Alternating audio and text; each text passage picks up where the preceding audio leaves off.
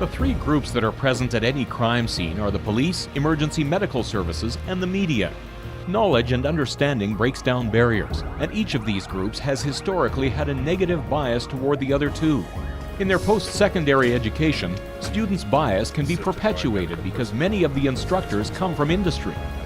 Personally, when I went through education, went through schooling as a paramedic, there was absolutely no such thing whatsoever on how to talk to police, what the police's roles were, how to talk to media, what their roles were, and how far we can push each other. At Lethbridge College, we're interested in breaking down stereotypes and promoting collaboration between different disciplines. The interprofessional simulation event brought these three groups together so that these students could have a better understanding of how they could work together to benefit the communities they serve. The research team had performed a literature search on this subject to see what was available. Turns out, no one else had researched these three groups working together before. As such, a research project was born. The idea was to make sure that this was a research project that was measurable, and the end it was so we can produce in data and we can show to industry people that this is an event that is worthwhile. It was a comprehensive process, and it was a very specific process, but we really felt that if we were going to do the event, that to have the research go along with it was worthwhile. The simulation took place in Bob's Bar, a fictitious business in a building on campus. There were many aspects of this event that were scrutinized to ensure that the students' experience was positive and that safety was a top priority. We started the day with a demonstration of the simulated gun and ammunition or simunition used in the scenario so the students were comfortable with the events about to unfold. You hear the bang? Everybody good? Okay, so this is what it'll sound like. Okay, so it is fairly loud. Each member of the research team had a whistle that could start and stop the event if there was a safety concern.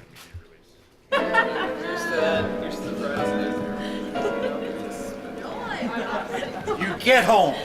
What are you doing? You get home now. Dad. I've told you and I've told you and I've told you. Just sit down. I'm not talking to you. I have nothing to do with you. Listen, I'm talking to my daughter. You're not to be here.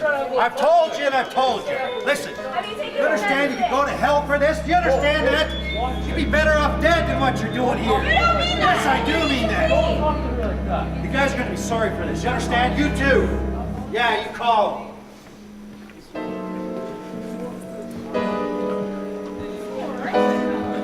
Well,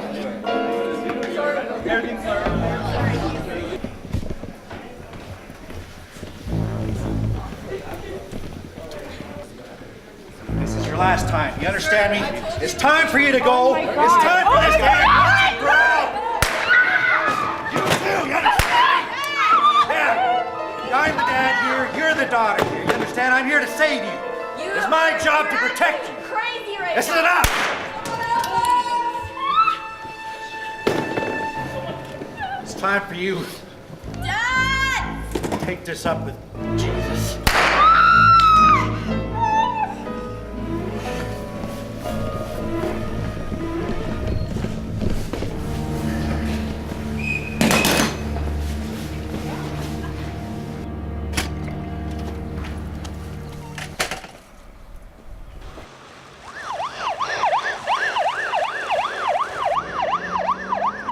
The process was simple.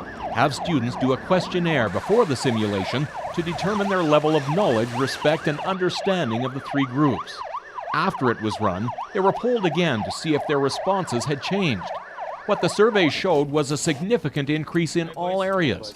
They'll be polled a third time 1 year from the event to see if the simulation helped them deal with similar situations in their chosen career.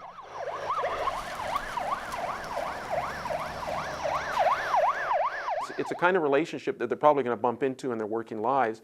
And I think the consequence is that the first time that this happens, they're going to remember back to that day in spring here on the campus, and they're going to think, yeah, that's how we do it.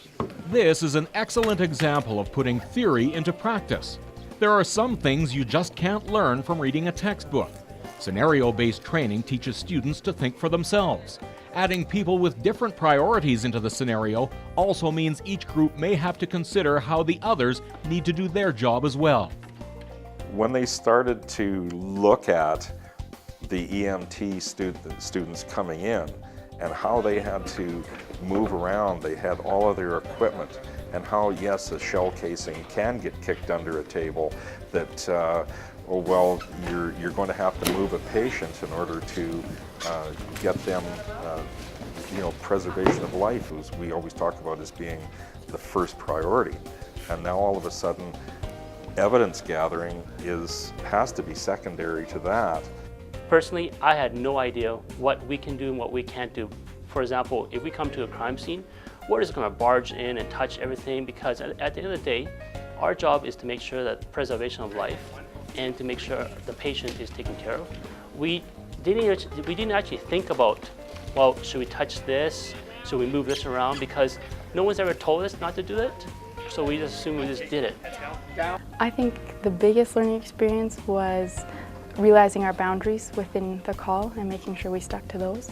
We all had different roles throughout the day, and I think each of us were surprised at how sometimes we could cross over. And it was beneficial in seeing where our limitations stood and to stay within those boundaries. Learning about media relations was really interesting for me, because the public needs to know what's going on, and they have a right to know what's going on. So maintaining that professionalism with that we have to maintain was, when you're stressed, when the heat's on, then you got to maintain your professionalism. That was good to practice here rather than make mistakes in real life. People are all really watching all over the world. There have been situations where I have to deal with, a police student or an EMS student, which I probably normally wouldn't get just doing a college television story. So I like that, and I didn't think college could get any more hands-on, but I might be wrong. The media people were asking these people questions who were, all they were doing was protecting the scene, and they became a little frustrated. But then when we talked afterwards in the debriefing, when all of those groups were together, they understood, okay, they're also investigators, but they're investigators sort of for the public, and you can't have that separation of the public and then the police having these sort of secrets. I thought that there was some other values there as a research project, which is some of the stuff that you can't quantify, which is how people react under stress, how people react when they're dealing with a situation with which they have not been through before, and how they're going to react looking at other organizations or groups, in this case EMS and the police folks. This also gave researchers an opportunity to test new technology and processes. The journalism students were able to work with new cameras and devices to report on the event, making their news gathering procedures faster and more social media friendly.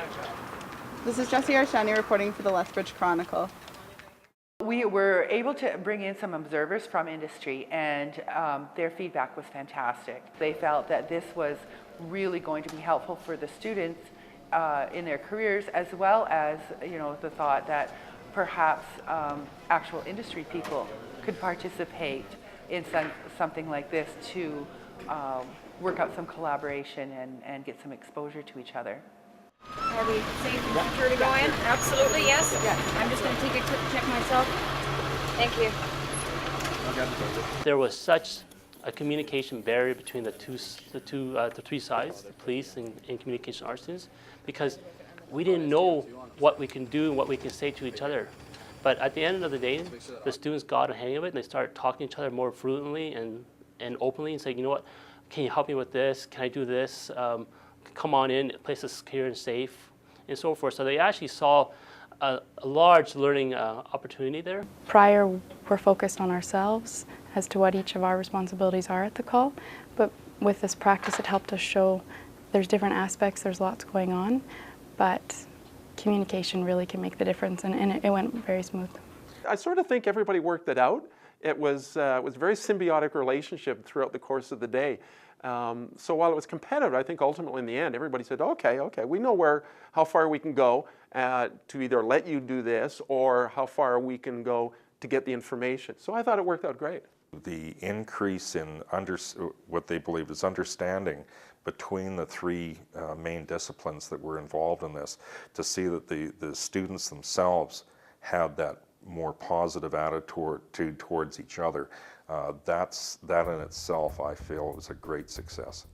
The post-evaluation session gave all the participants and industry members the opportunity to share their views on the experience. It also gave each group a chance to talk openly about the challenges they face when working with the other groups. The event is a way to change perceptions about each other and discuss why we are so passionate about the careers we have chosen. You know, hoping to be here, and then you just forget all that and you bumble right down to what's your base level of training. Because you want your base level of training really solid. And it's a great exercise for doing that. We would love to do it again. It was a lot of fun, and it was a great learning experience for the students and a great collaboration, I believe, with the research team. This was a good experience for the college in terms of we did some research, and so as we are able to go forward with the results of our research in an area where there's not a lot of research, you know, really we're kind of breaking some new ground. At the end of the day, it's preservation of life, but at the end of the day, let's take care of each other and see how we can help each other out.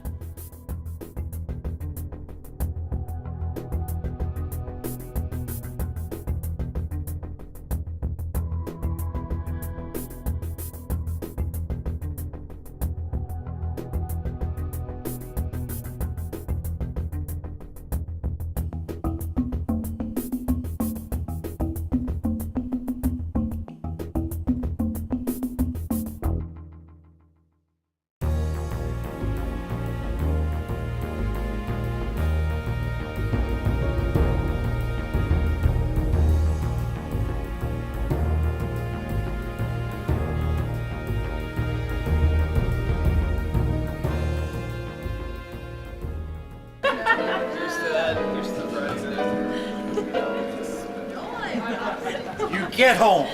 What are you doing? You get home now. Dad! I've told you and I've told you and I've told you. Just sit down. I'm not talking to you. I have nothing to do with you. Listen, I'm talking to my daughter. You're not to be here.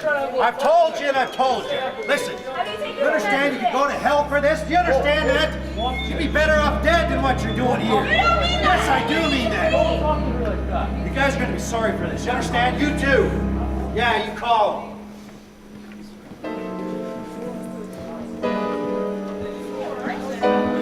Well, everything's all right.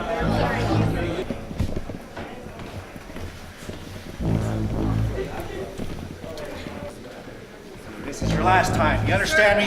It's time for you to go. It's time for this to end. You too. You understand me? Yeah. I'm the dad here. You're the daughter here. You understand? I'm here to save you. It's my job to protect you. Crazy right This is now. enough.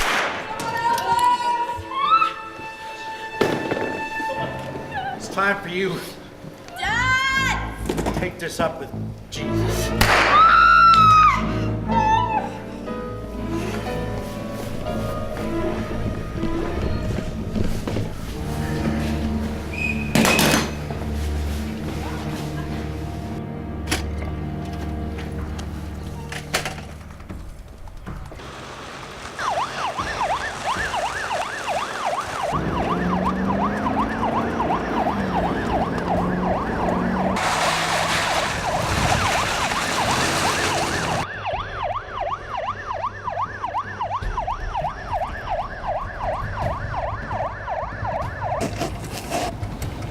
All right, boys, here we go.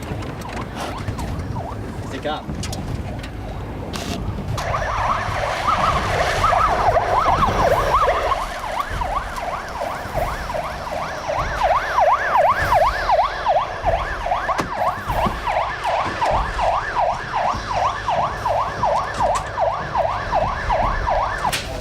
Okay, we need everybody to stay right where they are. You need to wake him up. Okay, we're gonna get some EMS on site. Hey, where's the shooter, you guys? He left. He left? Wilson, you're... Are we safe and secure to go in? Absolutely, yes? I'm just gonna take a quick check myself. Thank you.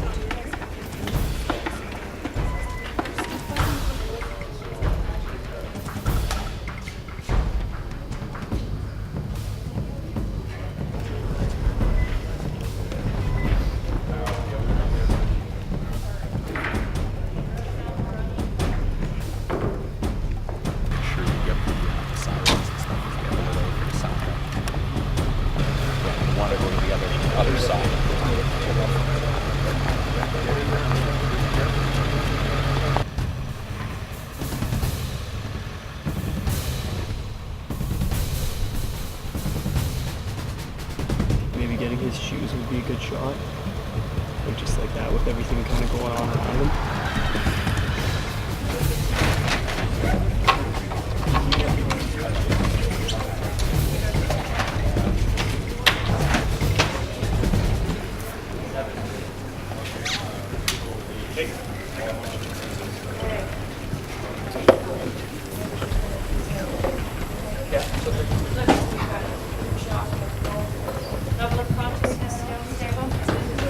Ready? 1, 2, 3.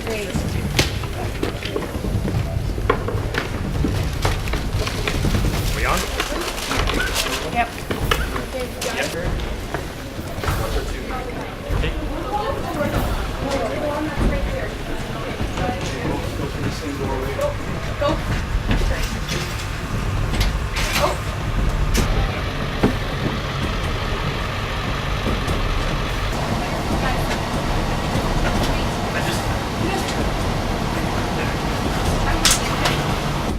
Hey, what do you want first? Pulse. Pulse? Okay. Pulse, blood pressure, please. We're good?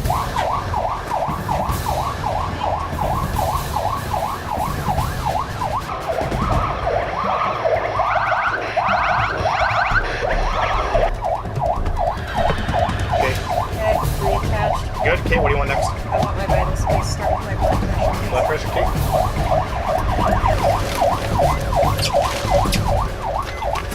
About 2 minutes out, guys. Shallow. Okay. 6. Okay. Okay. Better. Still being assisted by medical personnel, and as a result,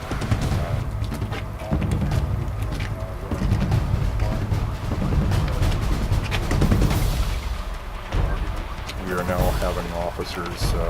We have a lookout for this person. Should people be concerned? Should the public be concerned of this man? Well, right now, This is Jessie Arshani reporting for the Lethbridge Chronicle. All ambulances have left the scene at Bob's Bar after a shooting.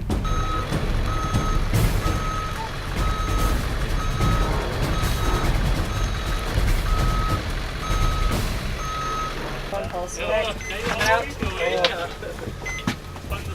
Let's go. Okay, Release go off. 8. Get released off. Okay. Help.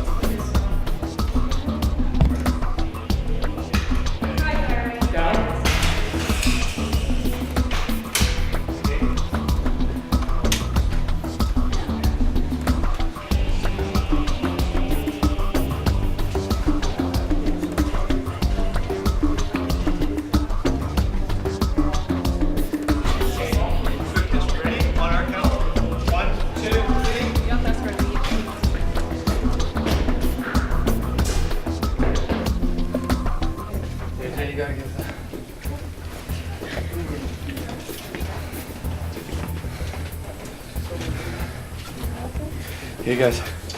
You got a gunshot wound. Femur. Sorry, I'm out of breath. Gunshot wound to the abdomen, unstable pelvis. We've given 2 large boy IVs, 20 mils per kilogram. We've done it twice. She was severely bleeding, controlled bleeding at the scene. Other than that, the bleeding stopped. Did you guys get a blood pressure or anything on her? We did.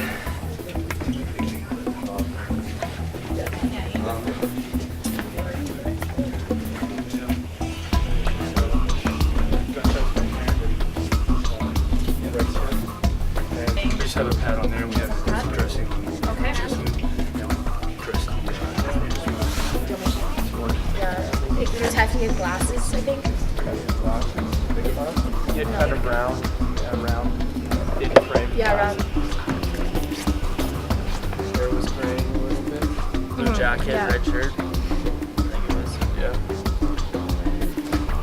Yeah, he was living. He told her to like take it up with Jesus at the end.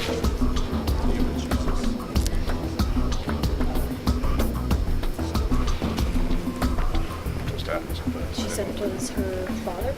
that's what she said. Space, COST. I got a direct look at it. What's your date of birth? Not sure.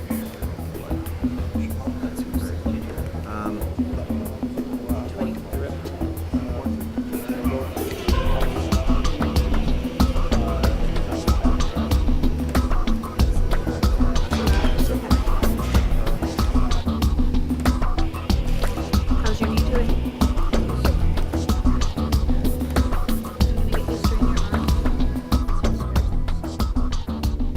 So do you want to transport me? You're saying transport? I would say transport. Yeah, it's yellow, you guys. Yeah. You got transporter. Yes. Yes,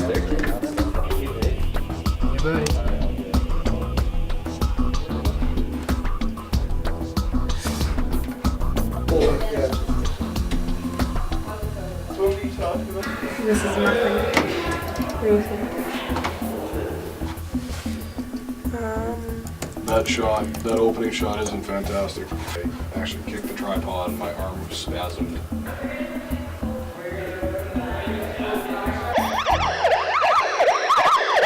It was anything but an average afternoon drink for patrons of Bill's Bar. Earlier today, gunshot broke out at the Southside Bar. Police say that 2 victims, both female, were hurt from the shooting, and another victim, a male, is deceased. It was horrible. A guy walked in and just shot some people. He shot three people. I don't know. I'm stressed. It's not something you see every day. You know, you walk in, you know, you're done work for the day, it's Friday, you know, you just want to sit down and hammer it, right? But next thing you know, there's an argument, so you ignore it, and then a guy walks in with a gun and shoots up the place. So There was probably like not even a 30-second, not even a 10-second interval between the 3 shots. The shooting followed an altercation in the bar involving an older man, one Frederick John Walton, and 2 of the victims. There was a bit of an argument. Mr. Walton left the premises, came back in, and then that's when shots were fired. There was a bit more again of arguing, and then there were shots fired. At that time, Mr. Walton left. A 4th victim was carted out on a gurney because of an asthma attack, adding to the already chaotic atmosphere at the bar. While there are still many questions to be answered, the initial consensus from witnesses is that of shock and terror and surprise that not even bloodlines were enough to stop bloodshed. Mitch Gates, E-News. Everybody knows what's going on. That's doing the practice at home when you're watching CSI and you can give that speed on there. So, okay, we have a 23-year-old male. Critical patient. Nurses need to start allocating their resources as well. So don't wait, that patient can't wait. Don't wait about that. So get on it. So we have a second patient here.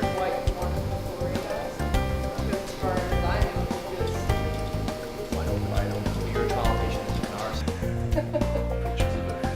Well, a video. He's resurrected. Video's Lazarus. Just call me Lazarus. We're measuring what kind of interprofessional knowledge, respect, and understanding of roles and responsibilities these 3 particular groups have when they respond to emergencies in our community. Common phrases, you always hope you're going to rise to this great level of achievement in a stressful situation. And the truth is you fall to your lowest level of training. Hoping to be here, and then you just forget all that, you bumble right down to what's your base level of training. And so you want your base level of training really solid. And this is a great exercise for doing that.